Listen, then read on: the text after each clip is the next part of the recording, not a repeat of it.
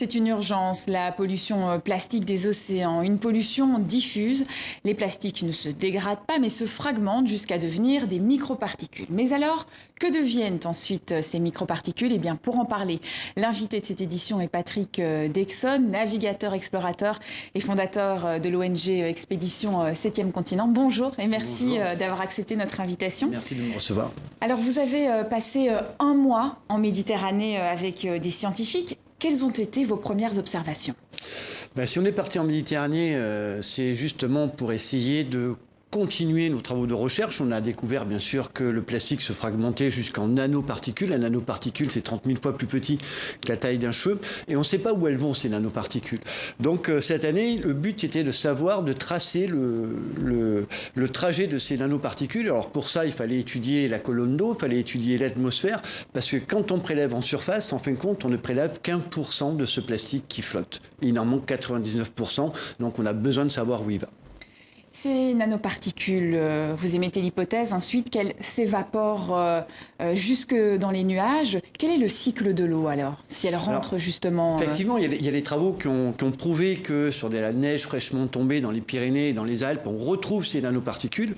Donc nous, on se doute fort que vu qu'il manque ces 99% sur ces 270 millions de tonnes de plastique dans les océans, elles sont peut-être sous forme de nanoparticules et que ces nanoparticules s'aérolysent. C'est-à-dire qu'elles sont en train d'intégrer le cycle de l'eau. Mais pour ça, il faut que la science le prouve scientifiquement. Et c'est pour ça que cette année, on a équipé le bateau avec des aspirateurs qui tournaient 24 heures sur 24 pour aspirer l'atmosphère et avoir ce constat sur les filtres si les nanoparticules s'évaporent. Là, vous avez récolté du coup des échantillons. Ils sont déjà en cours d'analyse? Oui, bien sûr. C'est surtout le laboratoire de Clermont-Ferrand qui va analyser ces échantillons. Et on pense que d'ici maximum 6 mois, on saura si effectivement il y a cette aérolyse qui se crée au-dessus des océans. Le 7e continent, c'est le nom en plus de votre ONG, cette immense masse de déchets plastiques au nord-est de l'océan Pacifique, elle grossit de jour en jour. Aujourd'hui, on croit que c'est actuellement 3 fois la superficie de la France. Quelles sont les premières victimes de cette pollution?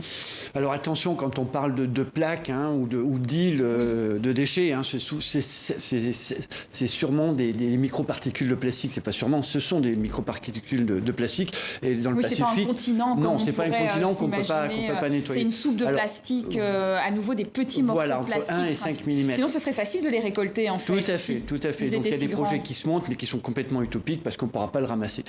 Après, les conséquences sur la faune et la flore, elle est importante. Ça tue 100 000 mammifères par an, 1 million d'oiseaux. À chaque fois qu'on souffle une bougie pour notre anniversaire, ça tue 1 million d'oiseaux. C'est pas anodin. Et pour les hommes alors? C'est ce que vous pour étudiez? les hommes, le problème, c'est qu'on a encore du travail à faire pour faire la relation entre la consommation de poissons, de fruits de mer et l'impact sur l'homme. On a déjà des preuves comme dans les moules, les huîtres qui absorbent ces microplastiques qui contiennent énormément de métaux lourds, de polluants organiques persistants et qui peuvent se transmettre par la chaîne alimentaire. Qu'est-ce que nous pouvons faire à notre échelle? Vous dites 80% des déchets en mer proviennent de l'activité de la Terre. Du coup, il faut arrêter, j'imagine, de produire des déchets. Et puis surtout, il faut trier. Oui, bien sûr. Je crois que on a des solutions qui peuvent être mises en place. On a des outils. Le tri, le recyclage, c'est déjà une bonne démarche, puisque ça évite, bien sûr, que le déchet se retrouve dans la nature et dans la nature, forcément, dans l'océan. Et ensuite, mais ça ne suffit pas. Le tri des déchets, ça ne suffit pas. Mais si, c'est déjà une bonne... C'est des outils qui existent. Alors effectivement, en France, c'est encore un peu compliqué parce que c'est des structures qui se mettent en place. On a accumulé un peu de retard par rapport aux pays nordiques. Mais le tri et le recyclage, l'économie circulaire est une solution qu'on peut adopter de suite. Donc il faut en profiter. Après, bien sûr, c'est réduire son impact plastique. Et puis après, arriver à faire travailler le monde de la plasturgie avec leur R&D pour avoir des plastiques un peu moins impactants pour l'environnement. Alors maintenant, après, à long terme, si on pouvait se passer du plastique, ça serait merveilleux, mais là, je crois que c'est un peu plus difficile. Merci à vous. Est-ce que vous avez un dernier message rapide à faire passer suite à ce mois que vous avez passé en mer? Oui, j'ai pu constater qu'en Méditerranée, c'était une des mers les plus polluées, donc il y a urgence, on a besoin d'être soutenu aussi. Ce sont des ONG qui montent au créneau. Oui, la plus polluée au monde, et c'est grâce à des ONG comme nous qui menons ce travail, donc on a besoin d'être soutenus. Merci à vous pour cette intervention.